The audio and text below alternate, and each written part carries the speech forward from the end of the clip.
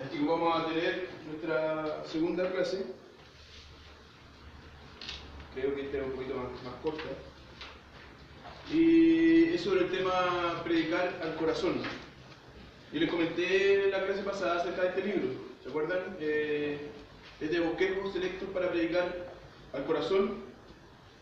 Y aquí encontramos este libro que se llama Predicando al corazón de Jay Adams. Cualquier cosa que ustedes vean en la librería de Jay Adams, cómprenlo.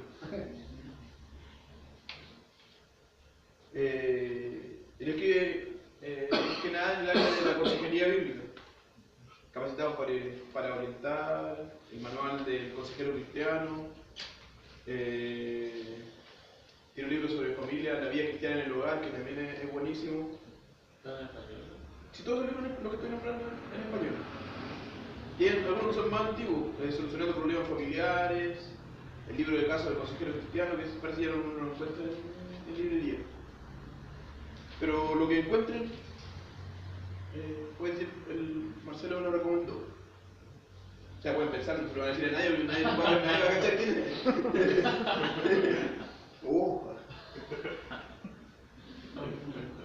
es. Y Adams entonces comienza su libro diciendo que es común escuchar de que la predicación tiene que ser algo que llega al corazón. El gran problema, dice él, y el gran problema también, digo yo, es que generalmente no definimos qué significa predicar al corazón. Sabemos que la predicación tiene que ser al corazón, pero él dice, la verdadera predicación bíblica tiene que llegar al corazón de las personas. Pero nosotros nos enfrentamos a un problema. No sabemos qué es el corazón. Maxi, ¿qué es el corazón? Por lo que yo entiendo, se asigna a lo que es el entendimiento, en este caso la mente y el alma. La mente y el alma. Bueno, comencemos. ¿Qué es lo que se cree acerca de lo que es el corazón? En general. Los sentimientos. La figura de corazón hoy día es más o menos lo que las películas nos dicen, ¿cierto? El corazón que cada persona se enamora, en los bonitos se ven, ¿cierto? El corazón y así, así. Esa es una forma romántica de decirlo, pero que aquí al corazón se trata en esencia a la vida. Claro. Claro, esa forma romántica, porque esa forma romántica es lo que se piensa del corazón y los sentimientos. Generalmente cuando la persona dice que tiene que llegar al corazón de las personas, te está diciendo que tiene que llegar a los sentimientos de las personas. Entonces, para yo llegar a los sentimientos de las personas, actúo de una forma. Pero si yo defino el corazón de otra forma, entonces mi predicación va a tener que ser distinta. O sea, a donde yo quiero llegar es lo que yo tengo que, cómo tengo que encarar la predicación. Entonces, si nosotros no sabemos lo que es el corazón, difícilmente vamos a poder entender lo que significa predicar al corazón de las personas. Y la Biblia nos va a mostrar que hay una necesidad y que verdaderamente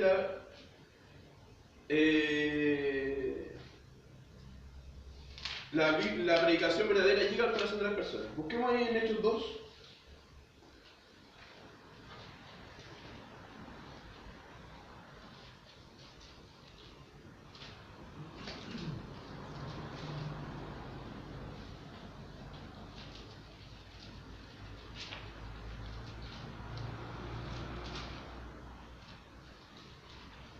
Hechos 2, 37. Bueno, aquí en Hechos 2 nosotros encontramos el primer discurso de Pedro, donde le dice a los judíos: ustedes mataron a Jesús, ustedes son los culpables de que mataran a Jesús. Se cumple aquí lo que el salmista dijo ahí en el Salmo 2. Se amotinan las gentes y los pueblos piensan cosas vanas. Dice, ustedes son esos. una predicación donde también les dice que ellos hicieron esto por el consejo de Dios. Versículo 23 o del 22. Varones israelitas, oí estas palabras. Jesús Nazareno, varón aprobado por Dios entre vosotros con las maravillas, prodigios y señales que Dios hizo entre vosotros por medio de él, como vosotros mismos sabéis. A este, entregado por el determinado consejo y anticipado conocimiento de Dios, prendisteis y matasteis por manos de inicuos, crucificándolo. Lo que a mí me llama mucho la atención de este sermón de Pedro es que él le predica predestinación así al hueso. Ustedes lo mataron por el anticipado consejo y conocimiento de Dios. Luego dice, no hay que predicar predestinación para evangelizar. Pedro lo hizo, no tuvo ningún problema. Se convirtieron más que cualquier otro sermón que yo sepa. Cuando escucharon este sermón, los judíos, dice el versículo 37, al oír esto, se compungieron de corazón y dijeron a Pedro y a los otros apóstoles, varones, hermanos, ¿qué haremos? Pedro les dijo, arrepentíos y bautícese cada uno de vosotros en el nombre de Jesucristo para el perdón de los pecados y recibiréis el don del Espíritu Santo. Entonces, en este sermón de Pedro, nosotros sabemos, porque el texto lo dice, él predicó el corazón. Pasó algo en el corazón de las personas que lo estaban escuchando. Se compungieron de corazón. Ese compungirse es como que hicieron un retorcijón de corazón. En Hechos 7,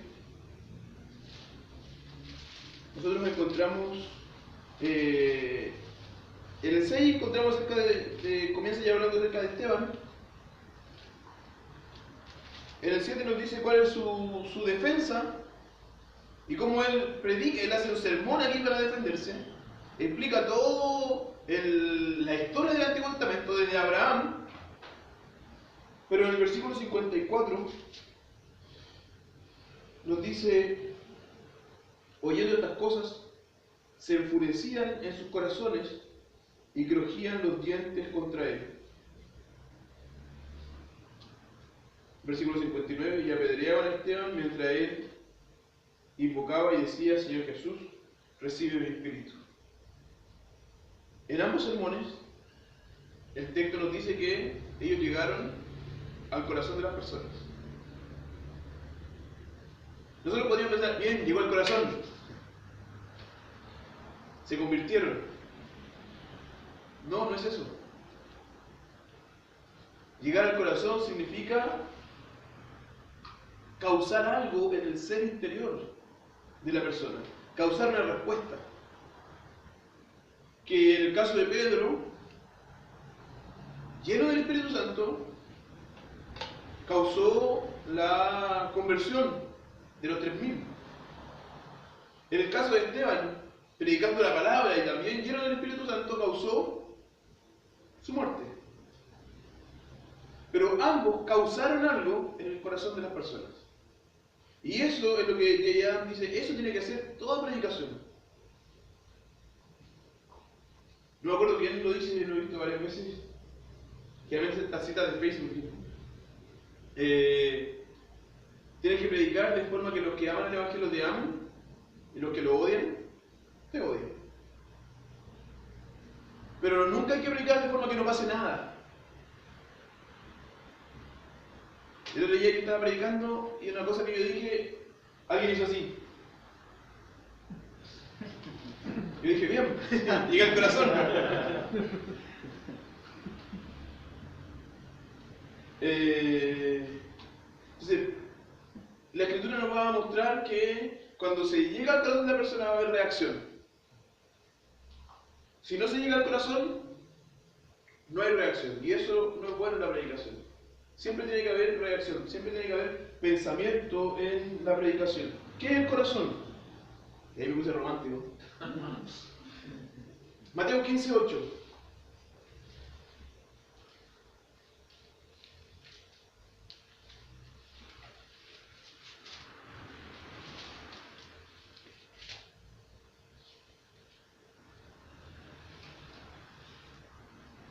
¿Alguien que lo lea, por favor? Este pueblo de labios me honra, mas su corazón está lejos de mí. De labios me honra, mas su corazón está lejos de mí. Está aquí haciendo una contraposición, ¿no es cierto?, entre dos cosas. ¿Cuáles son? El hablar, los labios y el corazón. ¿Qué ejemplos de qué son ambas cosas? De lo externo y lo interno.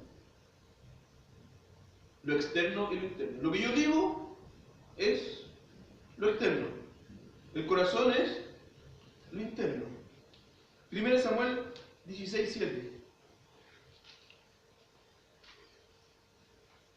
Y Jehová respondió a Samuel: no mires su parecer ni lo grande de su estatura, porque yo lo desecho. Porque Jehová no mira lo que mira el hombre, pues el hombre mira lo que está delante de sus ojos, pero Jehová mira el corazón. Ya. ¿Qué nos dice este texto? Hablando acerca del corazón. ¿Qué es lo que ven las personas? Las apariencias. Nuevamente lo externo.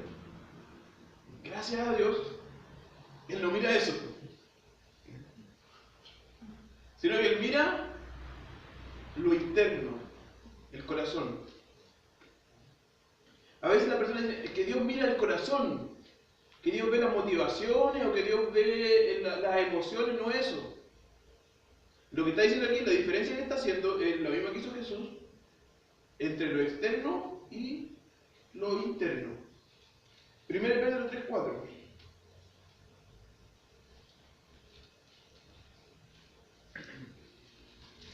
Sino el interno, el del corazón, en el incorruptible ornato del espíritu afable y apacible, que es de grande estima delante de Dios.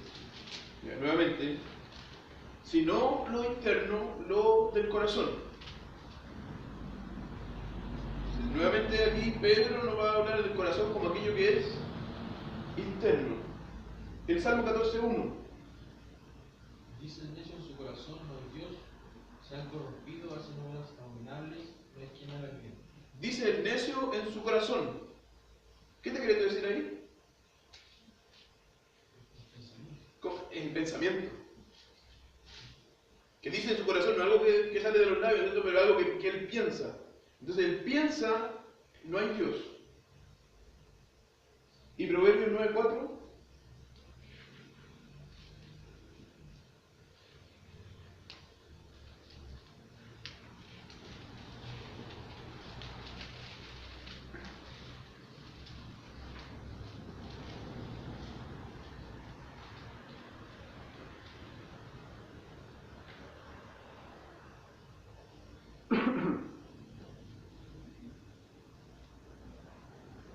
Dice a cualquier simple, ven acá, a los faltos de cordura dice. Venid y comed mi pan, y continúa. Ahí el falto de cordura, la palabra hebrea es falto de corazón. Queriendo decir lo mismo, ¿no es cierto? El corazón ahí como la cordura, el falto de entendimiento, le dice ven y comed de mi pan. Aquí está hablando acerca de la mujer insensata, la mujer que llama que es casi como la prostituta, que llama al hombre para atraerlo. O sea, al falto de corazón le dice ven, al que no entiende. Entonces, ¿cómo nosotros podríamos definir lo que estos versículos nos dicen acerca del corazón?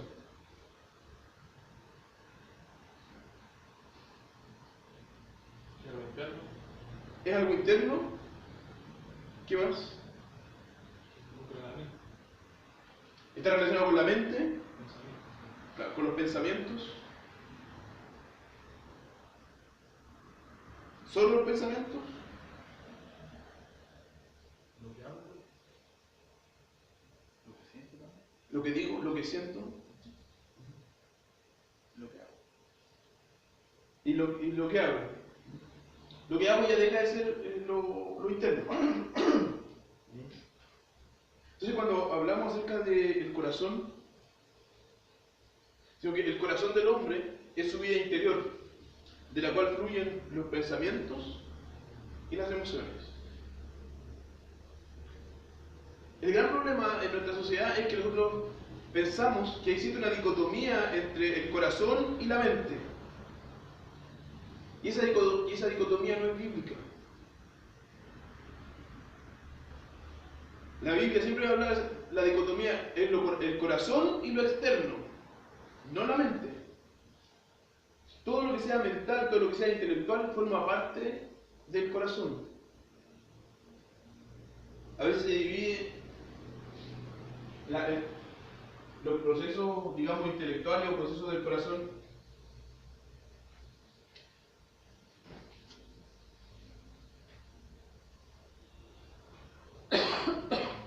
como intelecto, voluntad y la emoción y lo emocional.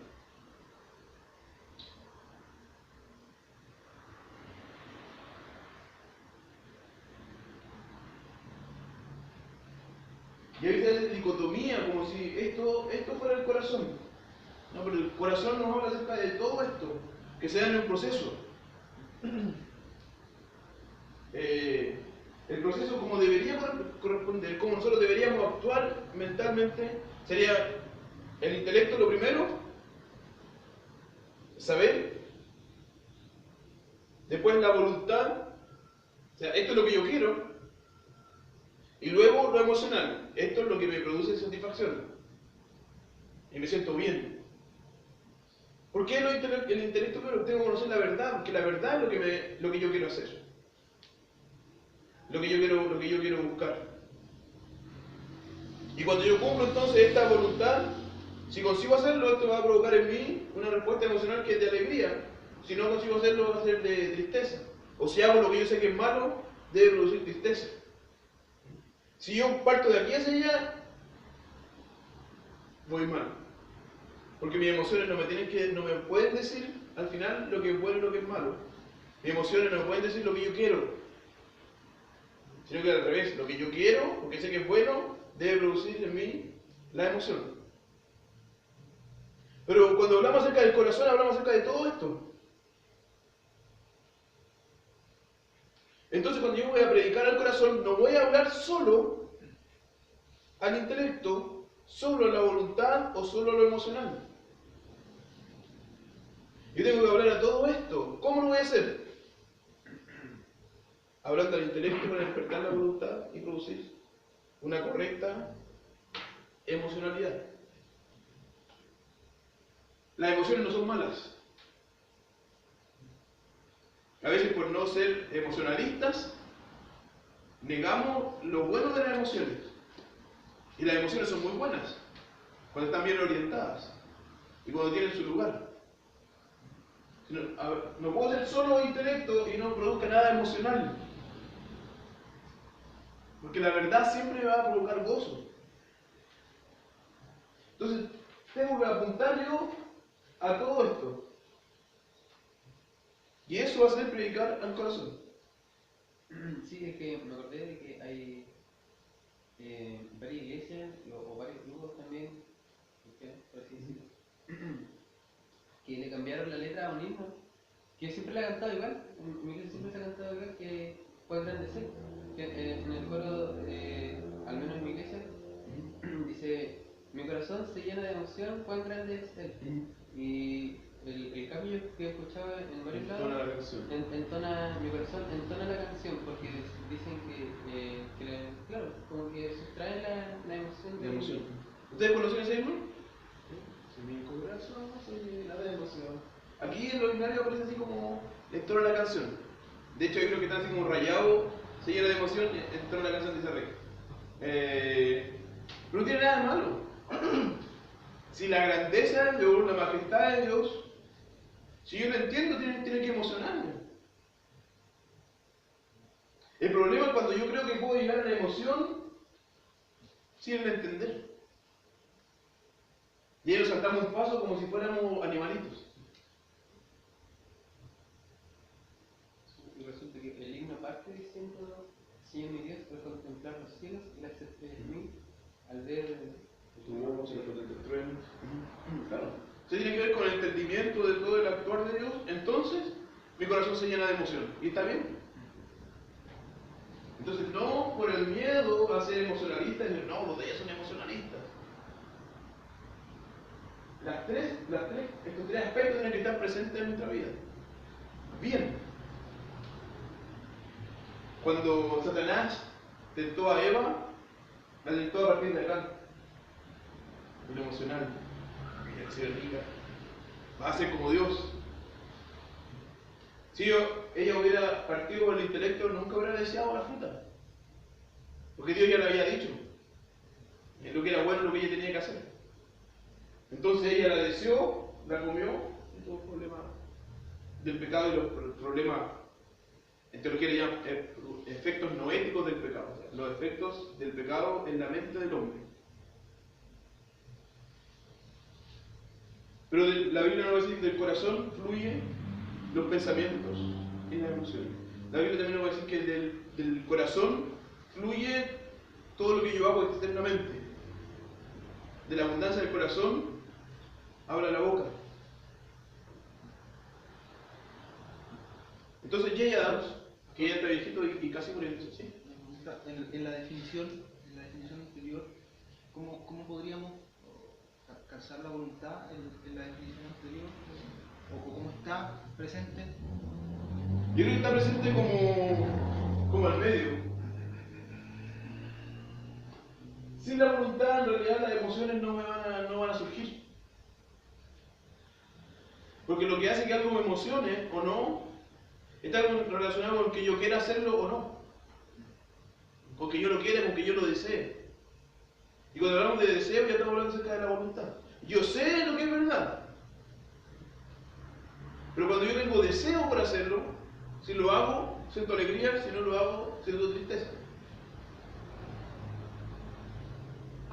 Pero ¿cómo llegar a la voluntad sola? Es imposible llegar a la voluntad sola. Yo que tengo que llegar por medio del intelecto, de los pensamientos. ¿Cómo? Del conocimiento. Del conocimiento, sí. Jay Adams, capítulo 2, me parece. La página 29. ¿Cómo? No es que nos diga, hay un pastor Adams que nos visita a nosotros, Ay, de ya. Estados Unidos. Jaime Adams. Sí. Cuando una vez me escribió un correo, el Jaime Adams, para pedirme que escaneara un libro que tenía que hacer clase en Cuba. Y digo, oh, me escribió Jaime Adams, tiene que ser él. Y me dijo que no era él, lo conocía, pero que no era. Se llama, Así que le había respondido ya bien. se llama James Adams. Sí, James Adams, sí. Pero muchas veces los americanos se españolizan sus nombres, entonces él aparece como Jaime Adams alguna vez en sus libros y en artículos que publica. Este otro, Jay Adams, dice: la predicación es una cuestión de corazón a corazón. Cuando el corazón de una persona es recto ante Dios y es alguien según el corazón de Dios, podrá predicar de corazón a corazón. La cuestión de la predicación es una cuestión de corazón a corazón. ¿Qué quiere decir esto? Yo tengo que predicar lo que está en mi corazón. No existe una predicación, no puede ser buena una predicación hipócrita. O sea, tengo que ser auténtico en lo que creo. O sea, para comenzar, que se para en el púlpito tiene que creer. Si no, nunca puede predicar de corazón a corazón. O no decir nunca, porque Dios tiene misericordia y Él usa vasos de barro. La mula, ¿no es cierto? Pero lo normal, el medio normal, es que Él use personas que creen para poder predicar esas verdades. Me acordé de la historia de Abraham Kuyper. ¿Conocen a Abraham Kuyper? Escribió este libro Calvinismo, que lo publicó la Iglesia hace poco. Conferencia sobre el calvinismo. Fue el primer ministro de Holanda, fue bien conocido, no presbiteriano, que en Holanda no existe presbiteriano, transformado holandés. Y él cuando salió del seminario, él tuvo un seminario liberal. Liberal. Entonces cuando él salió del seminario, se fue con su idea liberal y no creía. Y llegó a una iglesia chiquitita en las montañas, con poquitos miembros, y comenzó a predicar, y él era un intelectual. Si las personas como que primero no lo entendían mucho, y después las personas se dieron cuenta, ¿saben qué? Este pastor parece que no es creyente. Así que se reunieron los hermanos de la iglesia y dijeron, ¿sabes qué? Vamos a evangelizar al pastor. Así que empezaron a invitarlo a las casas, y mientras lo invitaban a almorzar, a tomar once, lo evangelizaban. Y ahí él se convirtió, después que ya era pastor de la iglesia. Entonces ahí la predicación de corazón a corazón vino de los hermanos de la iglesia hacia él. La Escritura nos va a decir que el predicador tiene que ser alguien que está dominado por el Espíritu Santo, lleno del Espíritu Santo. Efesios 5:18, no os embriaguéis con vino, en lo cual hay disolución, sino, o antes bien, sed llenos del Espíritu Santo. Y ahí es lo que Pablo está diciendo, no está diciendo no tomen vino. Podría haber dicho cualquier cosa, pero usa la figura del embriagarse con vino como una figura de lo que sería el ser lleno del Espíritu Santo. Y ahí la figura o el punto de unión es ¿quién me guía? Estar embriagado por vino es el vino ¿quién me guía? Eso es lo que prohíbe la Biblia, que el vino me guíe, no tomar un poquito, si no lo prohíbe. Pero que el vino me guíe, que él llene mis pensamientos, que el vino me diga lo que yo tengo que hacer. Lo que Pablo va a decir entonces, que no sea el vino, sino que sea el Espíritu Santo. Esa es la figura. ¿Alguien ya estaba embriagado con vino?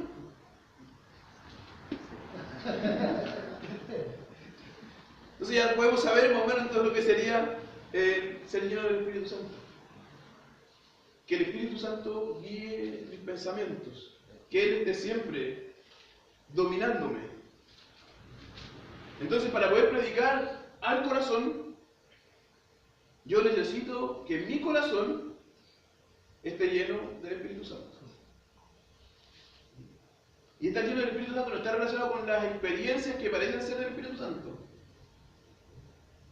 No creemos en el bautismo del Espíritu Santo, ¿le llaman? ¿Con el Espíritu? ¿Qué significaría hablar en lengua? No. Estar lleno del Espíritu Santo es estar lleno de los pensamientos de Dios. Que mis pensamientos sean sus pensamientos. Y que así Él me guíe. De hecho, Pablo lo va a mencionar ahí, el ser lleno del Espíritu Santo. Nosotros podríamos pensar, obras súper grandes. No. Sean agradecidos, que agradezcan siempre, canten salmos, sométanse los unos a los otros. Eso es ser lleno del Espíritu Santo. En el fondo es hacer lo que la Biblia me dice que tengo que hacer. Entonces, para poder predicar del corazón necesito estar dominado por el Espíritu Santo, no poseído. A veces se confunde como la persona que no estar como poseído, no, dominado por el Espíritu Santo, que sus pensamientos me guíen. 1 Tesalonicenses 5:23.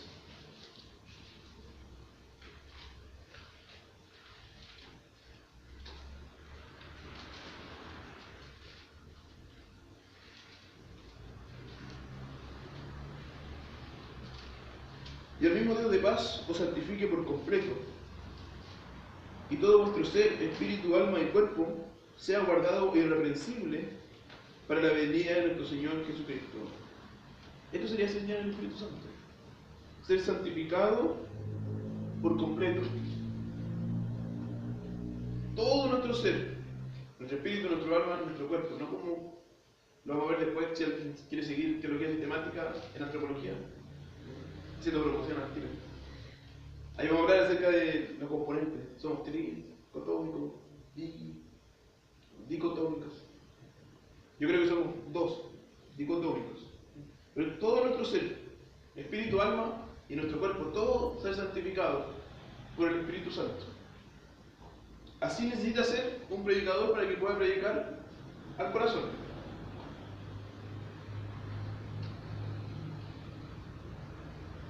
Luego, ¿cómo tiene que ser una predicación para llegar al corazón? Tiene que ser, o ¿cómo tiene que ser el corazón para llegar al corazón del otro? Valiente. Si nosotros pensamos en el libro de los Hechos, lo que el libro de Hechos nos habla acerca de la predicación nos va a mostrar hombres valientes que predicaban. Hechos 4, a partir del versículo 23.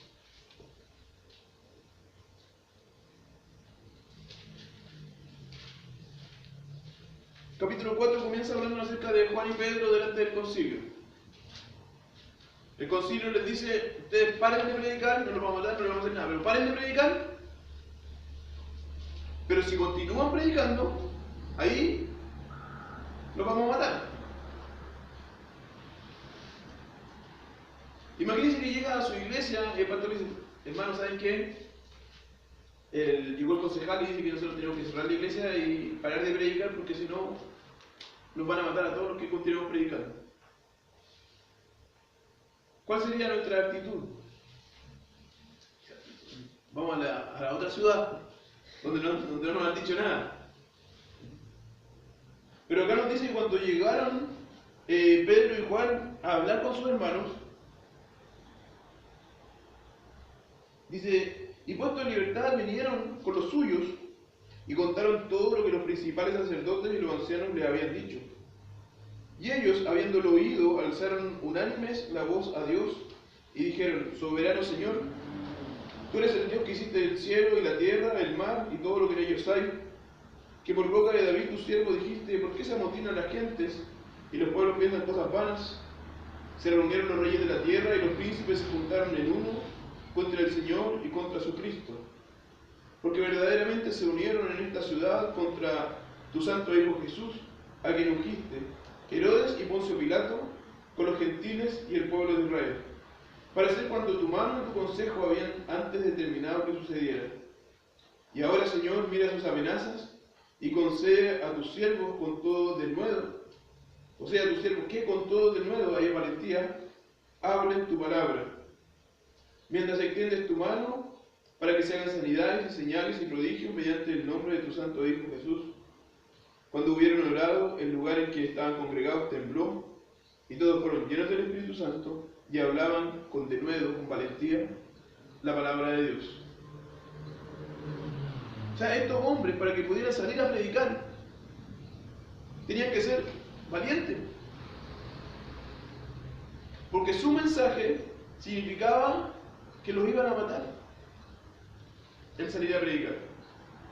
Entonces, ¿qué es lo que ellos piden? Nosotros, ¿cómo estaríamos? De rodillas, por favor, Señor, que el alcalde cambie de opinión para que yo pueda salir a predicar. Cobarde. Pero la valentía de ellos estaba en, Señor, danos valentía para que nosotros salgamos a predicar, aunque nos maten. Entonces, el corazón del hombre no puede ser cobarde, si no, no va a predicar al corazón. Una vez estaba hablando con un pastor de una iglesia y él me dice, yo trabajo en el aspecto secular también porque yo no quiero que la iglesia me mantenga.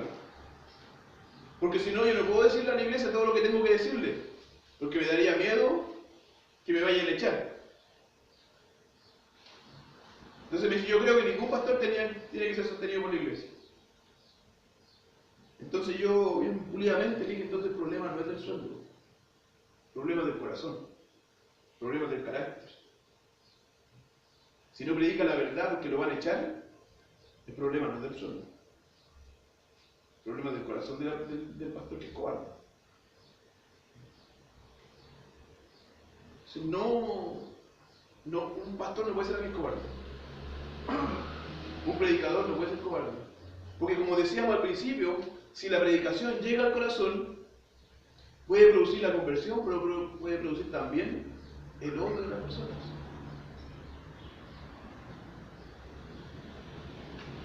Estaban hablando recién ahí acerca de Paul Watson. Ese video famoso, ¿cómo se llama? Mensaje a la juventud. Yo lo conocí como una predicación chocante, se llama en Brasil, que es el título que tengo. Cuando uno escucha esa predicación, te pega. O sea, lo primero es como, ¿por qué me está diciendo esto?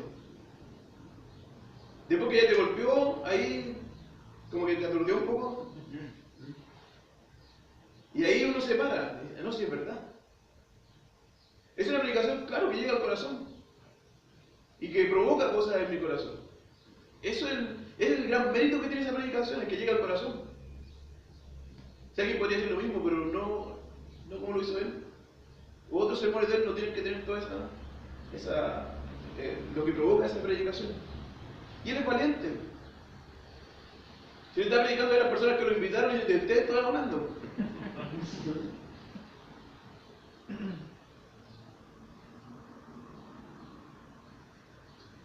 La predicación pálida e insípida es lo que aleja a la gente de Cristo y de la iglesia. Usted no va a predicar nada que ofenda para que las personas no se vayan. Esa predicación que nunca ofende, lo que hace es alejarnos de Cristo. Porque Cristo no vino para no ofender. De hecho, Él dice, Él vino para colocar discordia. No es que no sean ofensas gratuitas, ¿no? O ofensas por medio de mentiras. Ellos tienen que ofender el orgullo hablando la verdad. Esa predicación pálida e insípida, la que no dice nada, es lo que más se predica hoy día. Pero que aleja a las personas de Cristo y de la iglesia y la lleva a lo que en nuestra confesión, la confesión de Bautista, ella le llama sinagoga de Satanás. Otra iglesia donde no es predicada la palabra. Y a estas personas que no quieren ser ofendidas por el Evangelio, en realidad van a querer ese tipo de predicación. Si una predicación variante, Hechos 5. Una consulta, ¿cómo Sí. es que en Estados Unidos, no recuerdo en qué año, existía una iglesia presbiteriana y el pastor predicaba o se enfocaba más que nada en la predicación sobre la ira de Dios. Al fin y al cabo que era tanto el sentido que la gente se terminaba yendo porque no quería escuchar las predicaciones. Y el templo quedó prácticamente abandonado. ¿En una predicación? No en una predicación, sino en la predicación constante. No sé esa parte de la historia. Yo me acuerdo, pensé que estaba hablando de Jonathan Edwards, ese sermón pecador en la mano de Dios airado. Donde decían, ya para. Esa. Y claro, es una predicación, que es una predicación famosa. Pecadores en las manos de un Dios airado. El bautista dice. No era bautista, no, congregacionalista. Claro. Había sacado peso ya. No sé, bautista es bueno. Le falta para llegar a la plenitud, ¿no es cierto? No, yo leo también varios bautistas, es bueno. Es por eso. Príncipe de los predicadores. No el príncipe de los teólogos, el príncipe de los predicadores es bueno. Sí, no puede ser todo bueno en todo, como predicadores. Pero la gente muchas veces por la ira de Dios y por entender la ira de Dios, eso lo golpea. Y eso es lo que produjo esa predicación, fue conversiones. Pero que en primer momento te golpea y dices, ya para de golpearme. Se dice que la predicación comenzó o fue un impulsor del avivamiento en Estados Unidos. Después otro tema para hablar de los avivamientos, pero que sí trajo un despertar en la iglesia. Años después lo echaron, así que no sé qué tanto el avivamiento haya sido tan duradero. Pero sí, o sea, el pastor tiene que hablar acerca de la ira de Dios. Sin la ira de Dios no hay evangelio. Porque si yo soy pecador y a Dios no le importa, que Cristo haya venido no tiene ningún significado. ¿No me libera de qué? Si lo que Cristo hizo fue venir a salvarme de la ira de Dios, no vino a salvarme de Satanás, no vino a salvar de la mano de Dios. Entonces tiene que estar también incluido en la predicación, la ira de Dios. Y nosotros cuando vemos las predicaciones son eso también, es el castigo. La predicación de Jesús es arrepiéntete.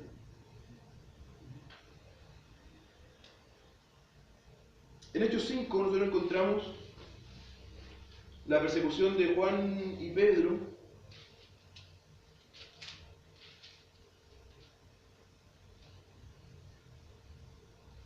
Cuando llegamos al final, o a partir del versículo 33, cuando ellos van a explicar lo que ellos enseñaban, dice que ellos, o sea, el concilio, aquí los judíos, oyendo esto se enfurecían y querían matarlos. Entonces, levantándose del concilio un fariseo llamado Gamaliel, doctor de la ley, venerado por todo el pueblo, mandó que sacasen fuera por un momento a los apóstoles. Y luego dijo: varones israelitas, mirad por vosotros lo que vais a hacer con respecto a estos hombres. Porque antes de estos días se levantó Teudas, diciendo que era alguien. A este se unió un número como de 400 hombres, pero él fue muerto y todos los que le obedecían fueron dispersados y reducidos a nada. Después de este se levantó Judas, el Galileo, en los días del censo, y llevó en pos de sí a mucho pueblo. Pereció también él, y todos los que le obedecían fueron dispersados. Y ahora os digo, apartaos de estos hombres y dejadlos, porque si este consejo o esta obra es de los hombres, se desvanecerá. Mas si es de Dios, no la podréis destruir. No seáis tal vez hallados luchando contra Dios. Y convinieron con él, y llamando a los apóstoles, después de azotarlos, les intimaron para que no hablasen en nombre de Jesús, y los pusieron en libertad. Y ellos salieron de la presencia del concilio gozosos de haber sido tenidos por dignos de padecer afrenta por causa del nombre. Y todos los días en el templo y por las casas no cesaban de enseñar y predicar a Jesucristo. Entonces aquí nosotros encontramos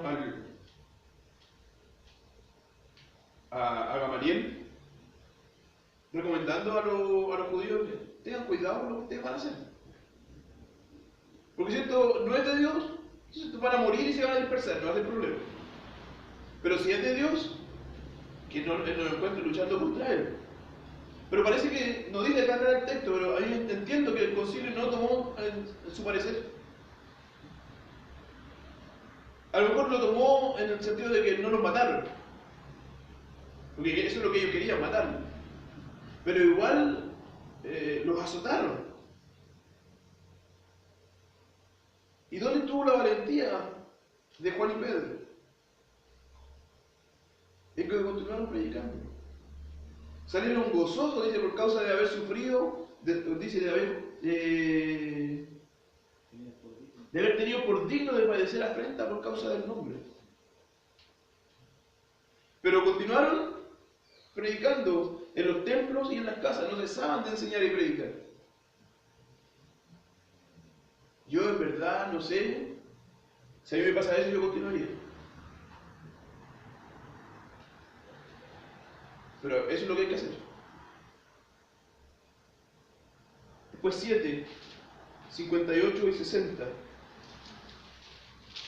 Hablando acerca de Esteban. Y echándole fuera de la ciudad, le apedrearon, y los testigos pusieron sus ropas y sus pies. Pusieron sus ropas a los pies de un joven que se llamaba Saulo, y apedreaban a Esteban, mientras él invocaba y decía: Señor Jesús, recibe mi espíritu. Y puesto de rodillas, clamó a gran voz: Señor, no les tomes en cuenta este pecado. Y habiendo dicho esto, durmió. Valiente. 9, versículos 23 al 25.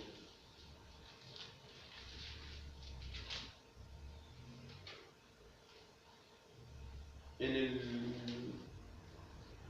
el 9 comienza con la conversión de Saulo, que antes había dicho que estaba era el joven que estaba ahí, al cual le colocaron la ropa de Esteban a sus pies, y que dice que Saulo convenía con ello, consentía en su muerte. En el 9 se convierte, predica en Damasco y luego tiene que salir arrancando. Pasados muchos días, los judíos resolvieron en su consejo matarle, pero sus acechanzas llegaron a conocimiento de Saulo, y ellos guardaban las puertas de día y de noche para matarle. Entonces los discípulos, tomándole de noche, le bajaron por el muro, descolgándole en una canasta. Pero él sabía que los judíos querían matarlo. ¿Y qué continuó haciendo después? Predicando. Entonces nosotros nos encontramos en la predicación del libro de los Hechos. Un aspecto clave de la predicación era la valentía. Hoy día en Estados Unidos, o la semana pasada, Starbucks dijo que no iba a hacer tacitas de Navidad. Porque hasta ahora la costumbre era que en la Navidad hacían unas tazas especiales para tomar café. Entonces los gringos, el cristianismo perseguido. Bueno, quizás nosotros diríamos lo mismo, ¿sí? Estamos casi igual. Eso no es la persecución, no es la persecución. Pararme afuera del Starbucks a gritar no es valentía. Predicar la verdad, incluso que me echen y me quede sin sueldo, eso ya es más valentía. Y eso es lo que nosotros tenemos que hacer. Douglas Wilson, que tiene cosas muy buenas y tiene cosas muy malas, así que si yo no digo lo que encuentren, cómprenlo. Pero esta frase de él es muy buena. El libro que se llama Mother Kirk, o sea, la iglesia madre, sobre ensayos en la vida cristiana. Necesitamos hombres que se levanten por la mañana sabiendo qué es lo que creen. Necesitamos hombres comprometidos con la verdad en principio, hombres dispuestos a ser impopulares en ciertos puntos donde se ha transigido. Necesitamos hombres comprometidos con la autoridad de la verdad sobre nosotros, hombres que sepan que el debate y la discusión son un imperativo moral. En una era tan comprometida como la nuestra, esto solo puede servir para aumentar la impopularidad. Pero la autoridad de la verdad significa que el estudio arduo no solo fue un asunto de una erudición que perseguía su propia cola. Se han de suscitar preguntas con el propósito de encontrar respuestas. Un pastor sabio sabe que no establecer la diferencia entre la respuesta correcta y la respuesta incorrecta solo resultará en otra respuesta incorrecta. Esta mentalidad no es solo prerrogativa de un tipo de personalidad particular, es la herencia de todos los santos, el que contendamos ardientemente por la fe. Que Dios levante muchos más de esos santos de la iglesia, quienes tengan hambre de la verdad, junto con hombres que estén dispuestos a predicar. Entonces, además de ser verdad, Douglas Wilson escribe, pero espectacular todo lo que él escribe, es súper buen escritor. Hasta las falsedades que escribe, la escribe bien. Pero lo que él dice aquí tiene mucha razón. ¿Sí? Necesitamos personas que estén comprometidas y que estén dispuestas a luchar por estas cosas que creen. Ayer, ¿se acuerdan la semana pasada? Hablamos por el pastor Víctor Laete. Sí, él falleció en la semana, el miércoles. Así que el jueves y viernes yo estuve allá en Linares. Y una de las cosas que llamaba la atención era que lo que él creía era lo que él predicaba y cómo esa forma de vivir. Y ese fue más o menos el común denominador de todo lo que se decía de él. Y de esa clase de hombres nosotros necesitamos y la iglesia necesita. Que esté dispuesto a decir la verdad, aunque no sea popular. Cuando nosotros pensamos en los pastores más populares de Estados Unidos, o inclusive, no sé si en nuestro país sea pastor popular, así como aclamado, un Mark Driscoll chileno. Ah, sí, puede. Pero, ¿qué dicen ellos? O todo lo que dicen es para ser populares. Y buscan tener esa popularidad. Pero ¿dónde está? La verdad siempre va a producir impopularidad. Dentro del mundo en el cual nos enfrentamos, que odia a Dios, el decir la verdad de Dios va a ser impopular. Para que yo sea popular tengo que suavizar mi mensaje. Y voy a tener que predicar esos sermones que decía antes, insípidos, que no dicen nada. Entonces necesitamos estos hombres que se levanten y que estén dispuestos a debatir, a predicar la verdad, sin importar dónde ellos estén y las consecuencias que tengan eso para su vida. Porque como dice ahí, si no sabes establecer la diferencia entre una respuesta correcta e incorrecta, o sea, da lo mismo, eso no me va a llevar nunca a la verdad, siempre va a ser otra respuesta incorrecta.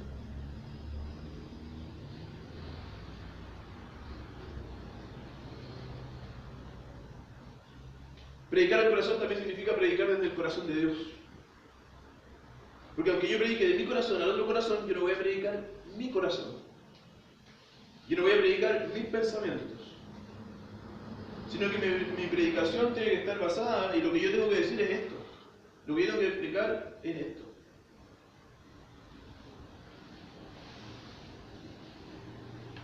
Sin duda, nosotros no conocemos toda la mente o todo el corazón de Dios. Porque sus pensamientos son infinitos. Pero nosotros tenemos parte de su mente o de su corazón revelado, que es la palabra. Y es eso lo que nosotros tenemos que hacer llegar al corazón de las personas. La palabra revelada, el corazón de Dios, los pensamientos de Dios. Lo dijimos la semana pasada cuando comentamos Isaías 55. Mis pensamientos son más altos que vuestros pensamientos, mis caminos más altos que vuestros caminos. Pero ahí no quiere decir que nosotros no podamos entender los pensamientos y los caminos de Dios, todo lo contrario. Apártense de sus caminos y caminen mis caminos. Entonces el predicador tiene que decir, estos son los pensamientos de Dios, estos son los caminos de Dios, este es el corazón de Dios. Predicar al corazón significa predicar la palabra, no otra cosa.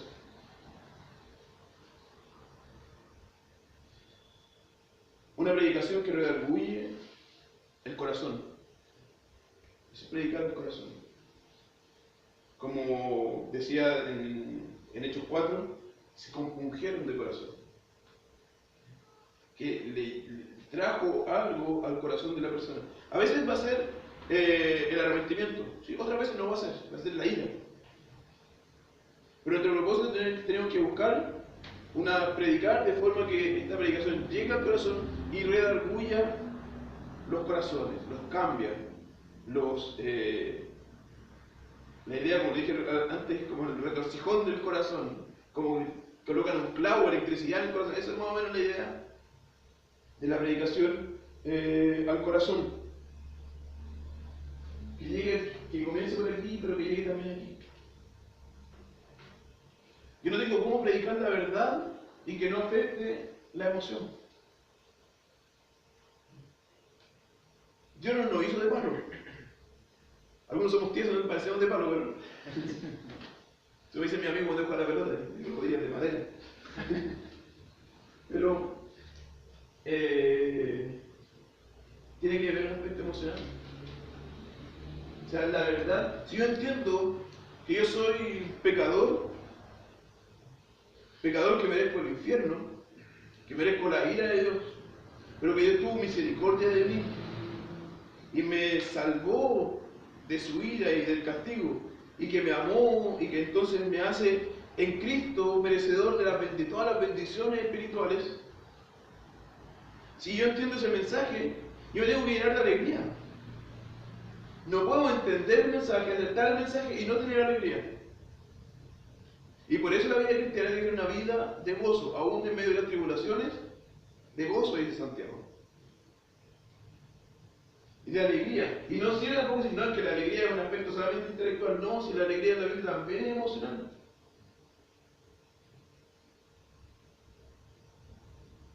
Entonces tiene que provocar este cambio en el corazón. Pero también la predicación del corazón tiene que tener esta idea de ser una predicación clara, que llega al corazón. Si yo les predico aquí con términos que nadie conoce, no voy a predicar al corazón.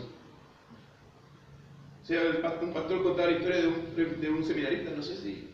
No todas las ilustraciones que se dan desde el púlpito son verdad, porque son ilustraciones. El pastor generalmente tiene que decirlo luego, o sea, que esto es la historia, no es verdad. Pero se cuenta, no sé si es la verdad.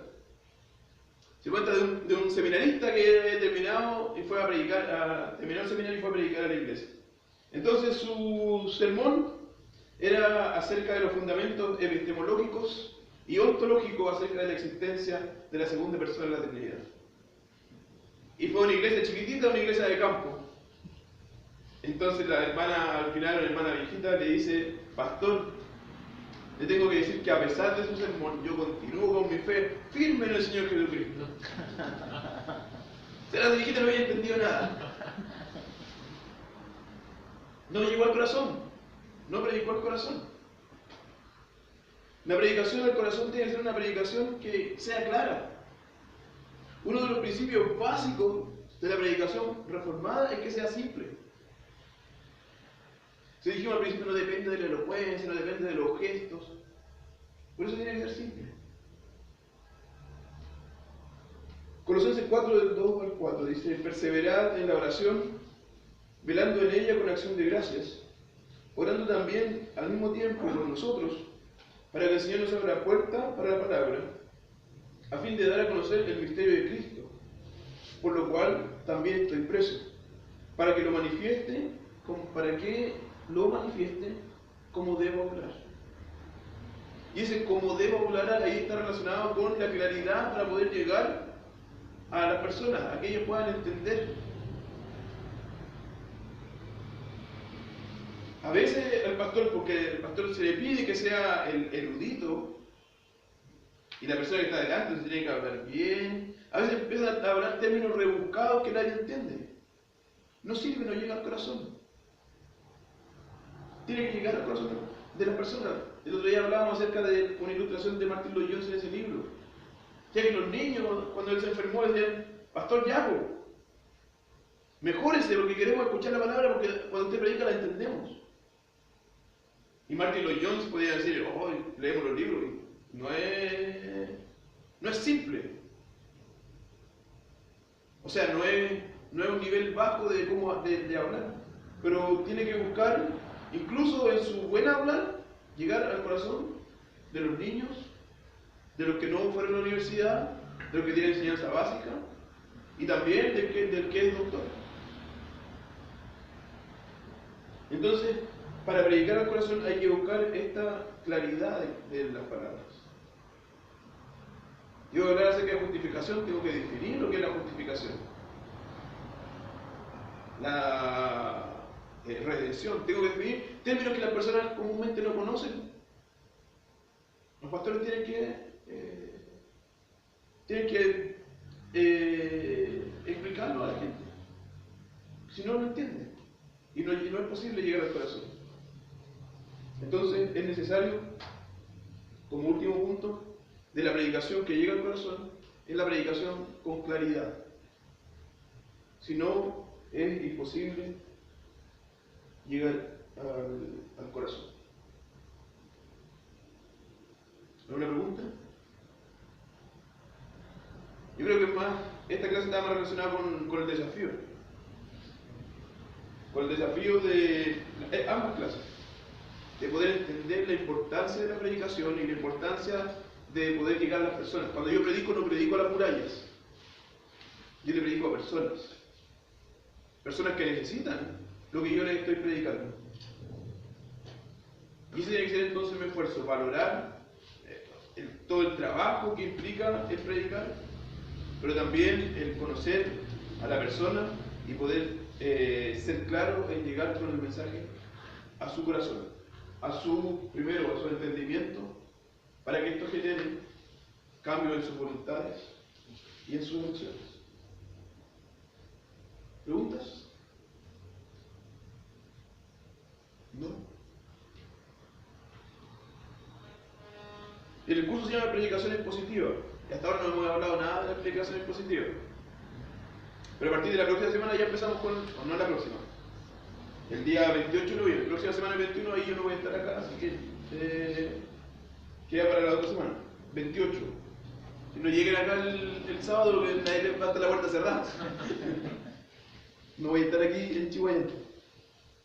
El día 28 de noviembre vamos entonces a comenzar a definir qué es la predicación expositiva, qué es lo que caracteriza la predicación expositiva, y vamos a comenzar a hablar acerca de los elementos de la predicación expositiva. ¿Y sería bueno que fueran avanzando ya en los libros? Aprovechando que el sábado no vamos a tener clase, lean durante la mañana para que podamos quizás interactuar un poquito más en ese sentido. ¿No hay preguntas? Vamos a orar entonces. Señor, te agradecemos nuevamente porque el Señor tú nos das los medios, las capacidades, las oportunidades, Señor, para que nosotros podamos estar acá tratando, Señor, de perfeccionarnos para servirte a ti y para servir a la iglesia, Señor. Porque, Señor, no queremos llenarnos, Señor, de un conocimiento que solamente nos sirva a nosotros. No queremos conocerte para que esto sea un servicio o un favor para nosotros mismos, solamente. Sino que nosotros queremos conocer más para poder servirte a ti. Porque tú eres nuestro Señor. Y queremos servirte de una forma efectiva. Pero no efectiva, Señor, de forma como los hombres lo miran, sino que como tú miras las cosas. Y es por eso, Señor, que queremos entender la teología acerca de la predicación. Lo que tú nos dices acerca de ella.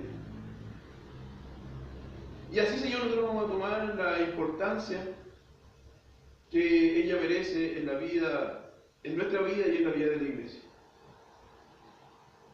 Bendícenos, Señor, para que este curso nos pueda hacer mejores predicadores o pueda llamar nuestra atención a la necesidad que tenemos de continuar estudiando y perfeccionándonos, Señor, para tu obra. Ahora, Señor, te pido por mis hermanos, tú les seas bendiciendo, les seas guiando, llevando a sus hogares, de forma, Señor, que ellos puedan ser edificados por lo que hemos visto este día. Ellos puedan, Señor, llegar a sus casas y quizás mencionar algunas de las cosas y edificar a sus familias por medio de las cosas que aquí hemos hablado. Llévale, Señor, con seguridad a sus casas. A mis hermanos que viven en Osorno, en Valdivia, en Lota, en Concepción. Cuida, Señor, de ellos. Y, Señor, coloca en nosotros el deseo de mañana presentarnos junto a nuestros hermanos para adorarte. Tú no nos mandas, Señor, que nosotros nos juntemos un día sábado a estudiar. No nos coloca esa obligación, ese mandamiento. Lo que tú nos mandas, y que esa es nuestra principal responsabilidad, es que en el día del Señor nosotros nos juntemos con nuestros hermanos para adorarte. Eso es lo que tú quieres. Bendícenos, Señor, para que mañana nosotros podamos tener comunión con nuestros hermanos y te adoremos, Señor, como tú quieres. Háblanos, Señor, y guarda de nosotros. Te lo pedimos en el nombre de Jesús.